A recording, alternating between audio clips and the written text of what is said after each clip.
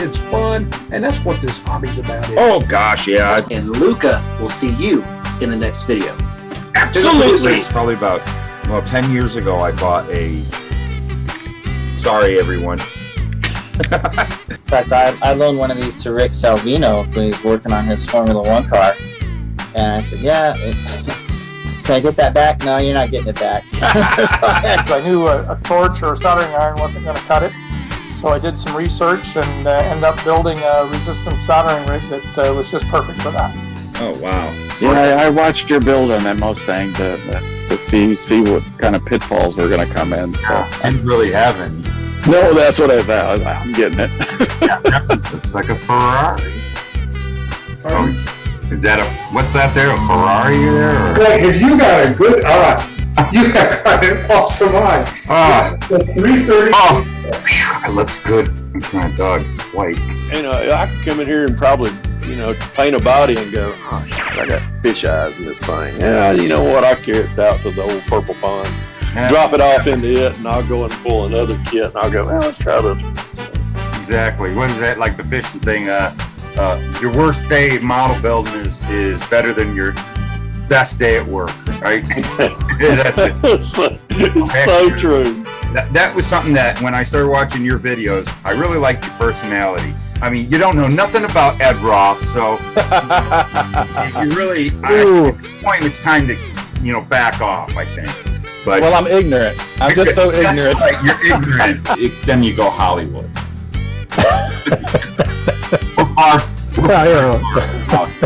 It's a good forum to do that, and to talk models, any type of models. I just like talking styrene, period. Yeah, we like it. We're addicted.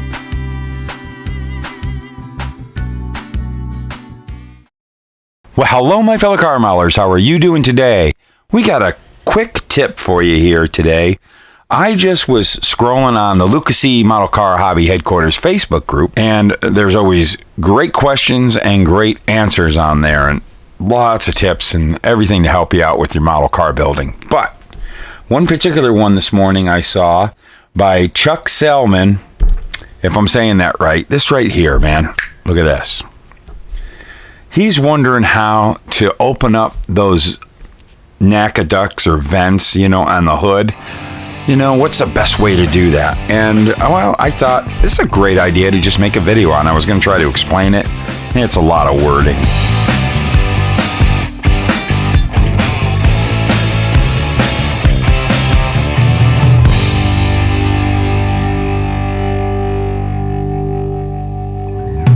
I was trying to find a hood that would work the same as that Mustang Shelby hood that he had with those NACA ducts. Closest thing I could find is, which you wouldn't do it on this hood because there's a grill that fits in here, but this is from the Monogram 64 GTO, which, by the way, really good kit. I should do a video on it. It's kind of like one that gets forgotten, but this is a really amazing kit. So I'm going to try to do it as best I can, because see, we got a spot there. It's time consuming, takes a bit of time to do it, but let's see what we can do here. If I have the right tools. I thought I had the right tools right here, but of course I never do, because that's how I roll. 2 hours later. There we go. Tool. Pin vise. This is basically my pin vise I always have set up with my whatever number this is. I can't remember. Is it number 72, 91, 48? I don't know. Wait, what? But it's the size that I use for drilling out for spark plug wires, drilling out the holes. That's a good place to start, but any size small one, it doesn't really matter. But I want to get in there.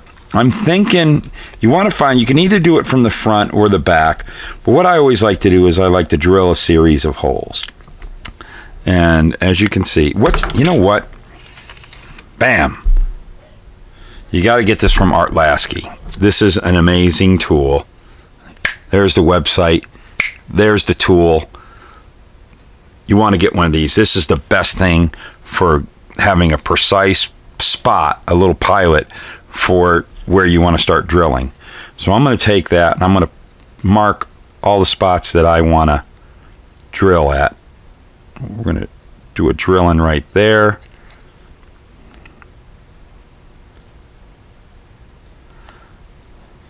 love this thing.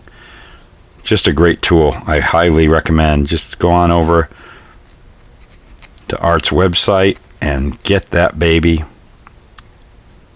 And there's a lot of other cool tools and things and whatnots to buy on there to help you with your model car building. And you see what I'm doing? I'm kind of like, I got to get down low enough, but I'm kind of like getting the pilot holes, I guess you'd call it, or starter little deals there to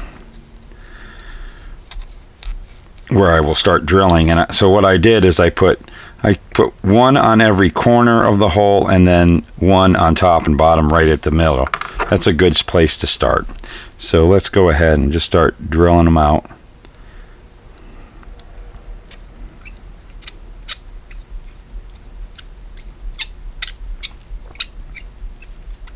Depending how thick we got there, it goes through pretty easy. Can you see what we got going?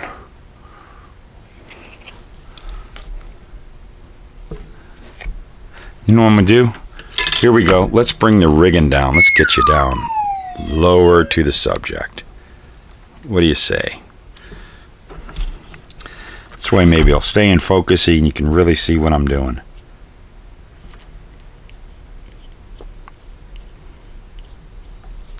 And when I'm doing this, I really try not to put any pressure. Let me just show you. You got this little spinning thing. I like rest my hand here. I just start turning like that.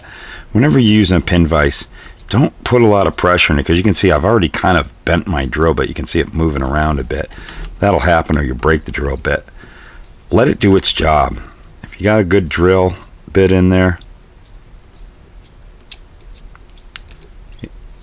this thing will just do its job. Now, one thing I'm concerned about is I wonder, yeah, see, we got a lot of thickness there, so, and we might have to come from this side. I'm just going to get right there. I'm going to go this way. See how far off we are.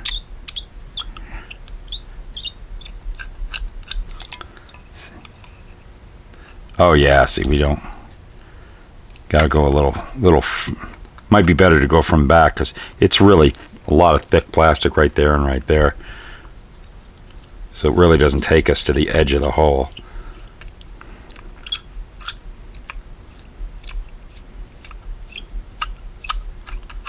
But what I am going to do is I'm going to see, yeah. See that? I'm going to move. I'm going to do another spot right there.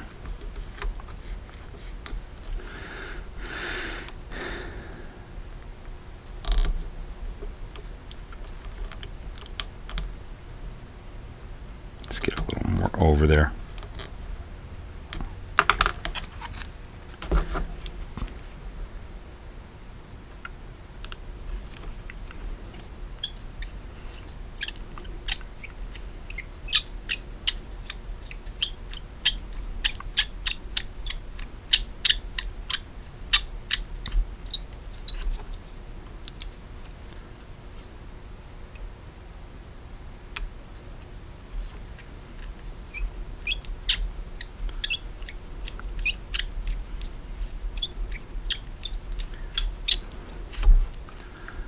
And do.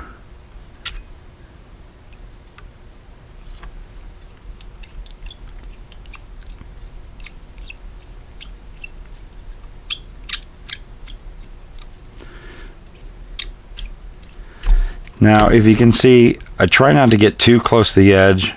Get as close as you can, but we're going to be later. You'll see what we're doing. We're going to do a little bit more filing and stuff.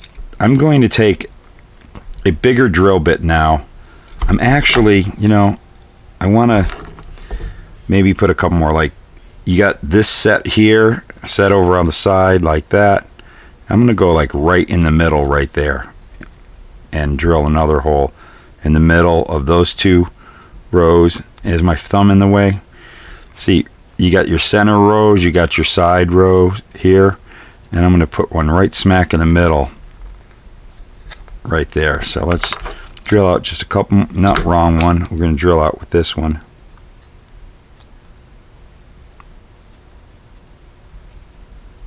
what's nice about using that dead set little pilot is it gives you a little divot to start drilling out, and you know, when you start drilling without something like that, you tend to get to your spot, but like right there, and it sticks in there and it keeps the drill bit right there instead of when you start turning, it starts walking all over the place. Next thing you know, you're drilling a hole 2 feet away from where you wanted to start. Oh gosh! There we go. So we got that. Now I'm gonna go to those ones that were kind of in between. I'm gonna drill those out with a bigger drill, and see, now that we've got holes going, it's getting easier to drill out.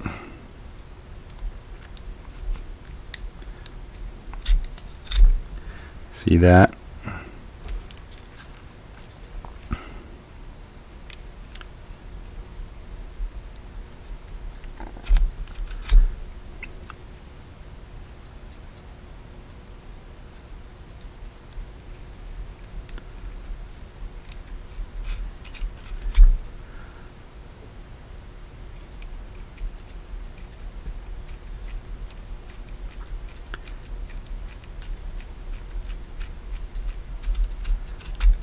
Now, you see I've got a whole bunch of bigger holes. Now, you want to take an X-Acto blade. I think this one is a fairly fresh one. You want to get as fresh as possible.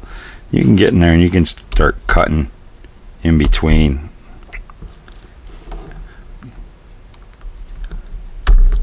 Kind of starting to open things up.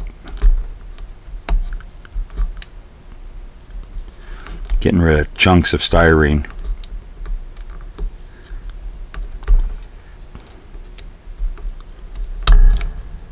See how we're getting that thing all opened up?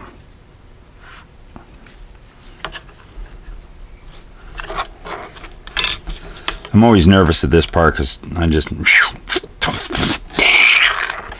bloodbath. We don't want to have that. What? No, no, no, no, no.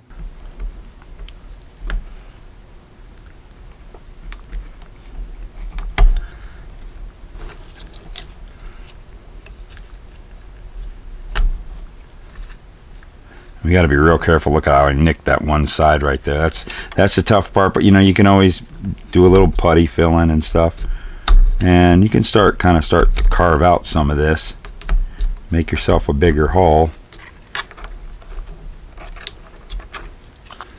Maybe we can go from this side because it's a little.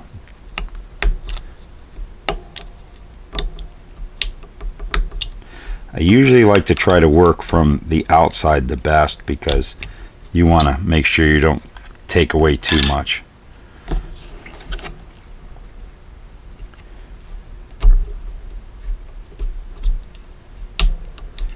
And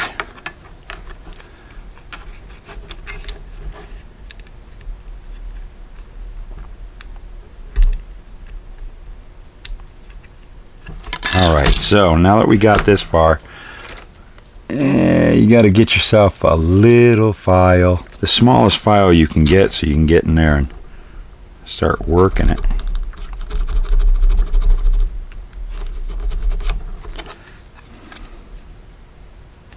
This is really risky, kind of going at an angle because you don't want to take off too much. You know, you don't want to start hitting like I have been. I'm getting a little sloppy. Sometimes what you want to do to protect, this is probably something I should have showed you, take some masking tape and just, there we go. Put masking tape right there. That can protect the rest. Do that before you start the project. That protects everything, you know.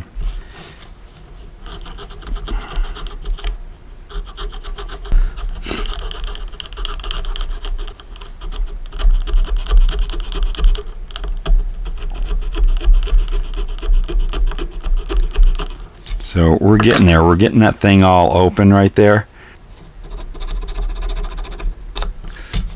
Let's try this one here. Something that you might want to do is when you start getting a good shape here and get it to where you want it to be,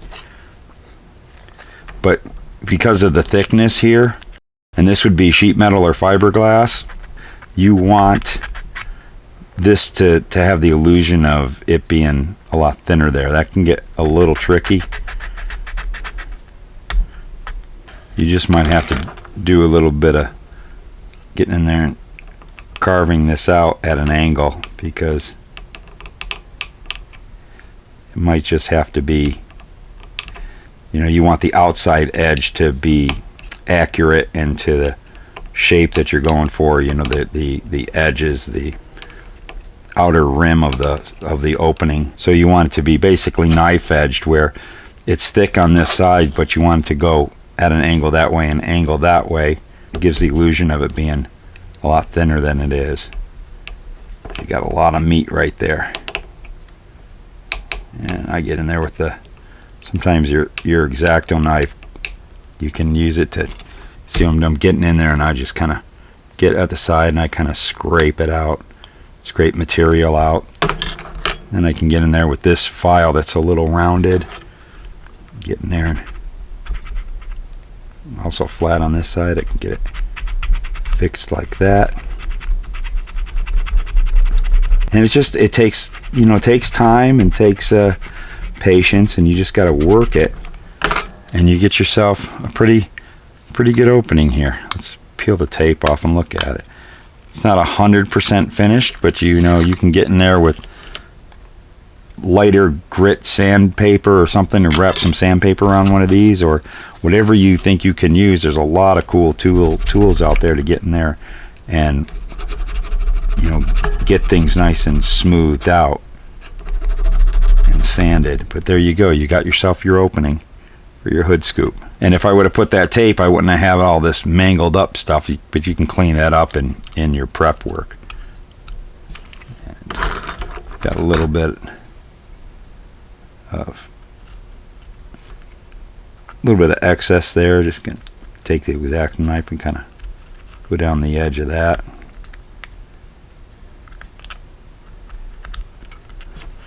There you go.